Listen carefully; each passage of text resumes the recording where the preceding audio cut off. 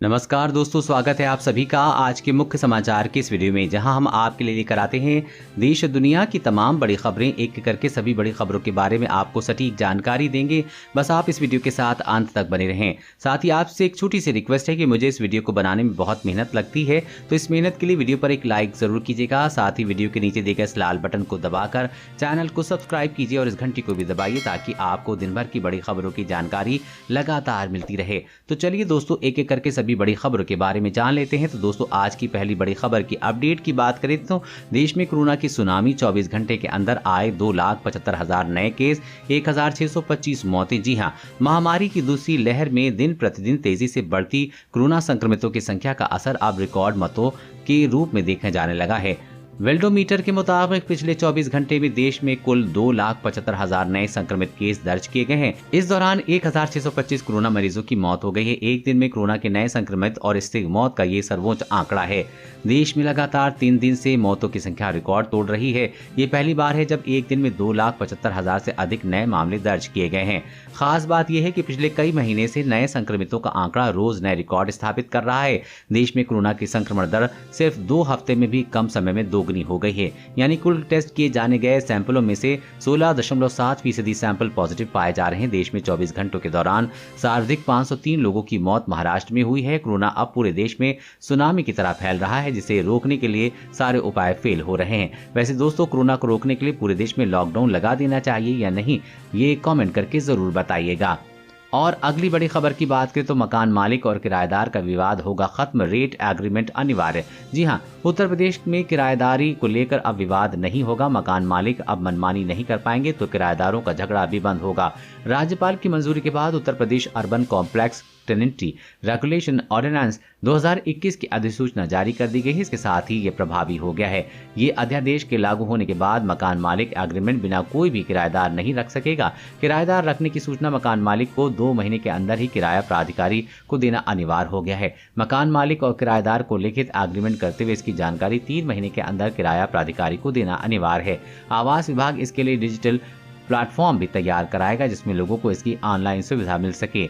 और अगली बड़ी खबर की बात करें तो अक्टूबर और मार्च से बार बार आ सकती है कोरोना की नई लहर, दूसरी लहर भी चली जाएगी लंबी। जी हां, कोरोना महामारी से जूझ रहे देश के हर नागरिक की सक्षम इस समय एक ही सवाल है कि वो दूसरी लहर कब खत्म होगी, कब राहत मिलेगी। लेकिन वैज्ञानिक शोध इस तरफ संकेत दे रहे हैं कि दूसरी लहर पहले से ज्यादा लंबी हो सकती है। सामान्य फ्लू की तरह ही हर फ्लू सीजन में कोरोना की नई लहर का सामना करना पड़ सकता है। साइंस डायरेक्टर जर्नल में इस प्रकाशित एक शोध में यह दावा किया गया है कि शोध में 1857 से लेकर 2015 के बीच फैली फ्लू जैसी बीमारियों के आंकड़ों और रुझान को आधार बनाया गया है।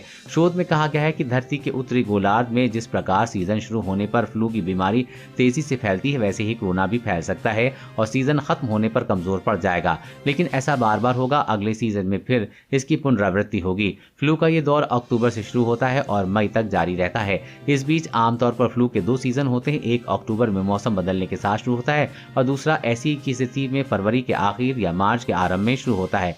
इन महीनों के दौरान कोरोना की नई लहर उत्पन्न होगी और जो कि सीजन के अंत तक खत्म होगी। और अगली बड़ी खबर की बात करें तो इलेक्ट्रिक वाहनों के निर्माण में दुनिया में अव्वल होगा भारत। पेट्रोलियम डीजल वाहन के स्तर पर आएगी इसकी कीमतें।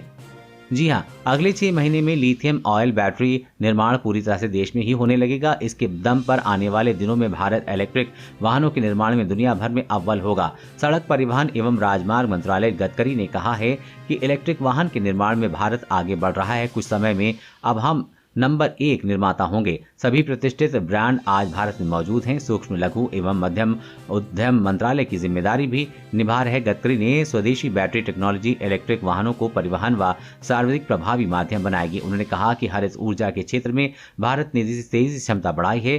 पूरे विश्वास है कि 6 महीने के भीतर हम 100% लिथियम ऑयल बैटरी भारत में बनाने के सक्षम होंगे। लिथियम की कोई कमी नहीं है। गडकरी ने कहा कि अगले 2 साल में इलेक्ट्रिक वाहनों की कीमत कम होगी और ऐसी गाड़ियों में पेट्रोल और डीजल वाहनों के स्तर पर आ जाएंगी। और अगली बड़ी खबर की बात करें तो राजस्थान में आज से 3 मई तक के लिए लॉकडाउन लागे जाने, क्या खुलेगा और क्या रहेगा बंद। जी हां, राजस्थान में लगातार बढ़ते कोरोना संक्रमण के मामलों को देखते हुए गहलोत सरकार ने आज से 3 मई तक के लिए लॉकडाउन लगा दिया है। गहलोत सरकार ने इस लॉकडाउन को जन अनुशासन पखवाड़ा नाम दिया है। लॉकडाउन के दौरान जरूरी सेवाओं को छोड़कर अन्य सभी सेवाएं बंद रहेंगी। राजस्थान में कोरोना संक्रमण के मामलों में लगातार वृद्धि जारी है। इस पर ब्रेक लगाने के लिए राजस्थान की सरकार ने 15 दिन के लिए राज्य में लॉकडाउन लगा दिया है। इस दौरान जरूरी सेवाओं को छोड़ सभी सरकारी दफ्तर बंद रहेंगे। बाजार, मॉल, सिनेमाघर और रेस्टोरेंट बंद रहेंगे। वहीं होम डिलीवरी के लिए छूट रहेगी। मजदूरों का पलायन न हो इसलिए कंस्ट्रक्शन वर्क जारी रहेगा। इंडस्ट्रीज को भी लॉकडाउन से छूट दी गई है। Bus stand, railway station, metro station, airport से आने जाने वाले लोगों को यात्रा टिकट दिखाने पर आवागमन की अनुमति होगी। राज्य में आने वाले यात्रियों को यात्रा शुरू करने के 72 घंटे के अंदर करवाई RT-PCR जांच रिपोर्ट दिखानी होगी। सब्जी, फल, दूध, किराना सामान शाम 5 बजे तक दुकानों के जरिए थोक में बेचा जा सकेगा।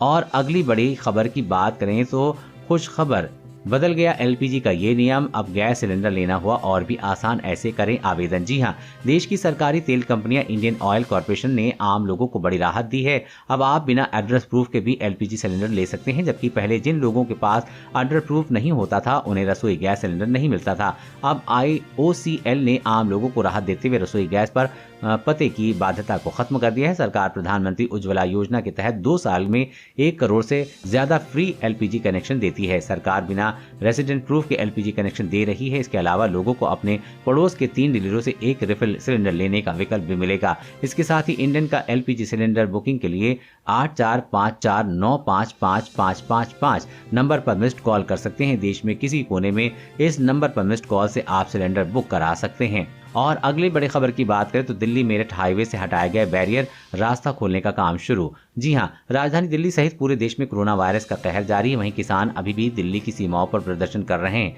इसी बीच खबर है कि गाजीपुर बॉर्डर पर कल देर रात दिल्ली में गाजियाबाद की ओर जाने वाले रास्ते को खोलने का काम शुरू कर दिया गया है। दिल्ली मेरठ हाईवे पर लगी बैरिकेडिंग को हटा दिया गया है, लेकिन अभी तक आधिकारिक तौर पर पुलिस इस मामले पर कुछ भी नहीं बोल रही है। वहीं किसानों ने बताया कि उनके कहने के बाद भी पुलिस ने इस रास्ते को खोला है।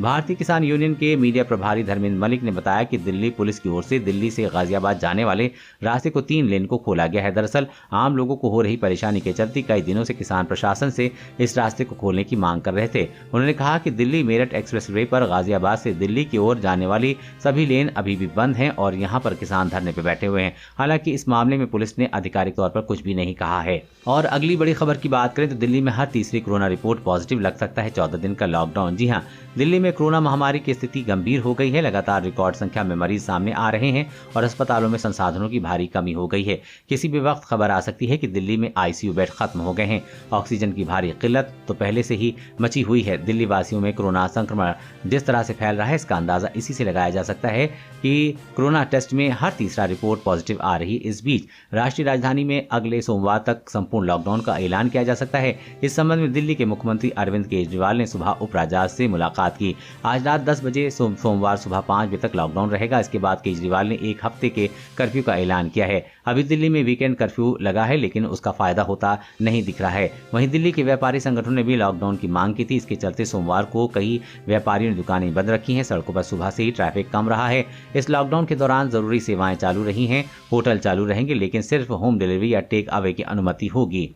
और अगली बड़ी खबर की बात करें तो व्हाट्सएप को गुलाबी रंग में बदलने की लिंक मिले तो भूलकर भी ना करें क्लिक, हैक हो सकता है मोबाइल। जी हां, व्हाट्सएप आज जिंदगी का अहम हिस्सा बन गया है, लेकिन इससे जुड़े खतरे भी सामने आ रहे हैं। ताज़ा मामला व्हाट्सएप के रंग को बदलने को लेकर व्हाट्सएप का रंग पिंक करने वाला एक लिंक सोशल मीडिया में भेजा जा रहा है। दरअसल ये एक वायरस है जिसके लिंक पर क्लिक करते ही मोबाइल हैक हो जाता है और धोखेबाज के हाथ मोबाइल में दर्ज हुई पूरी जानकारी लग जाती है। साइबर विशेषज्ञों ने लिंक के जरिए फोन पर भेजे जा रहे वायरस को लेकर आगाह किया है। इस लिंक में दावा किया जाता है कि व्हाट्सएप गुलाबी रंग का हो जाएगा और इसमें कई विशेषताएं जुड़ जाएंगी, लेकिन लिंक पर क्लिक करते ही संबंधित उपयोगकर्ता का फोन हैक हो जाएगा और वो व्हाट्सएप का उपयोग नहीं कर पाएंगे। विशेषज्ञों की राय है कि सभी लोग व्हाट्सएप पिंग को लेकर सावधान। APK के डाउनलोड लिंक के साथ व्हाट्सएप ग्रुप वायरस फैलाने का प्रयास किया जा रहा है। व्हाट्सएप पिंग के नाम से भी किसी भी लिंक पर क्लिक ना करें। और अगली बड़ी खबर की बात करें तो केंद्र ने उद्योगों को ऑक्सीजन की आपूर्ति पर रोक लगाई, अब सिर्फ अस्पतालों में होगी सप्लाई। जी हां, केंद्र ने 9 प्रमुख उद्योगों को छोड़कर औद्योगिक उद्देश्य के लिए ऑक्सीजन की आपूर्ति को प्रतिबंधित कर दिया है ताकि कोविड-19 मरीजों को ऑक्सीजन की आपूर्ति की जा सके।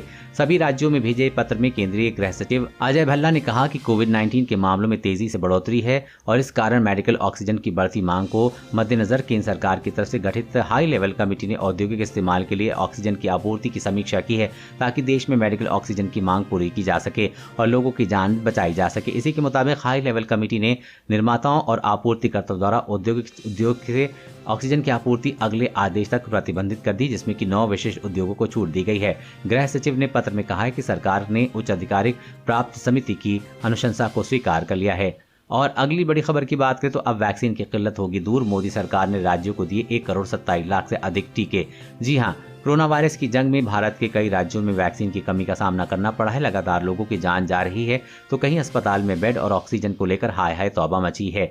इस बीच राहत की खबर यह है कि आज सुबह तक देश भर में अलग अलग राज्यों में 1,27,00,000 से अधिक कोरोना वायरस वैक्सीन पहुंचाई गई है।